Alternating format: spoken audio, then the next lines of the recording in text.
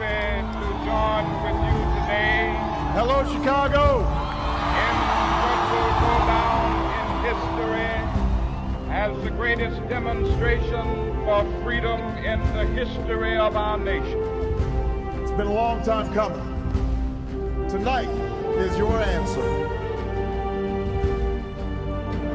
This momentous decree came as a great beacon light of hope by young and old, rich and poor, Democrat and Republican, black, white, Hispanic, Asian, Native American, gay, straight, disabled and not disabled. It came as a joyous daybreak.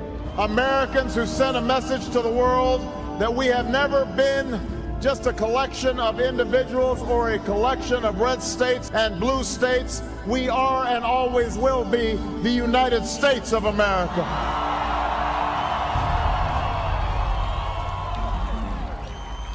If there is anyone out there who still doubts that America is a place where all things are possible, who still wonders if the dream of our founders is alive in our time, tonight is your answer.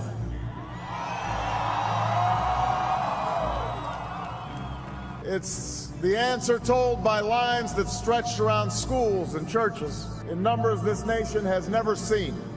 50 years ago, a great American in whose symbolic shadow we stand today signed the Emancipation Proclamation. This momentous decree came as a great beacon light of hope to millions of Negro slaves who had been seared in the flames of withering injustice. It came as a joyous daybreak to end the long night of their captivity. But 100 years later, the Negro still is not free. It is obvious today that America has defaulted on this promissory note insofar as her citizens of color are concerned.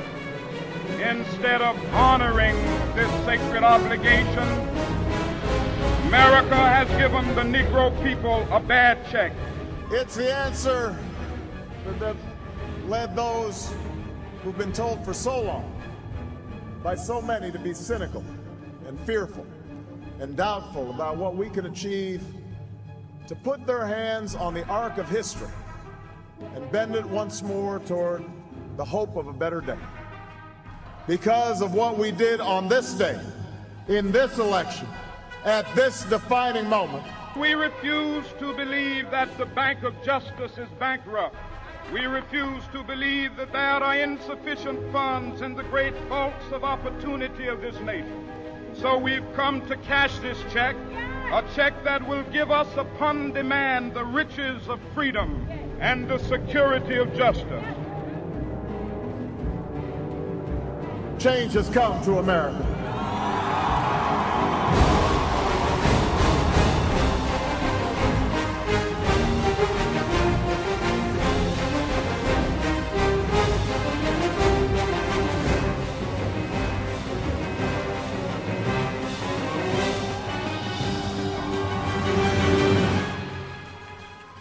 I want to thank my partner in this journey, a man who campaigned from his heart and spoke for the men and women he grew up with on the streets of Scranton and rode with on the train home to Delaware, the Vice President-elect of the United States, Joe Biden.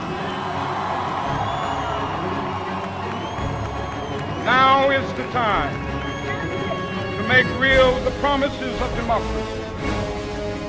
Now is the time to rise from the dark and desolate valley of segregation to the sunlit path of racial justice. Now is the time to lift our nation from the quicksands of racial injustice to the solid rock of brotherhood. Now is the time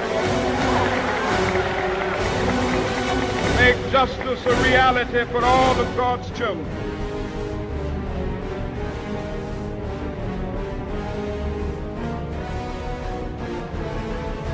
would not be standing here tonight without the unyielding support of my best friend for the last 16 years, the rock of our family, the love of my life, the nation's next First Lady, Michelle Obama.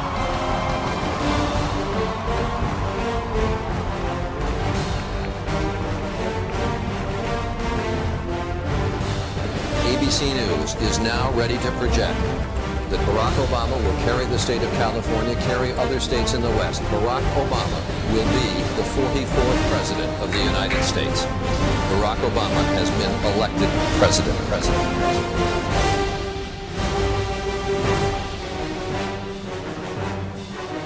We will be able to speed up that day when all the children, black men and white men, Jews and Gentiles, Protestants and Catholics will be able to join hands and sing in the words of the old Negro spiritual. Free at last, free at last. Thank God Almighty, we are free at last.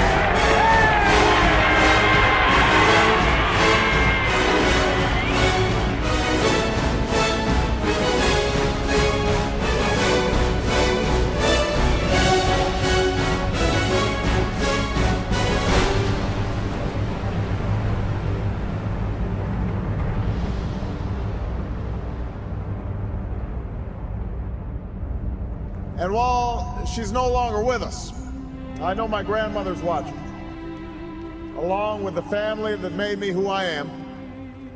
I miss them tonight. I know that my debt to them is beyond measure. To my campaign manager, David Plouffe, the unsung hero of this campaign, who built the best political campaign, I think, in the history of the United States of America. To my chief strategist, David Axelrod, who's been a partner with me every step of the way.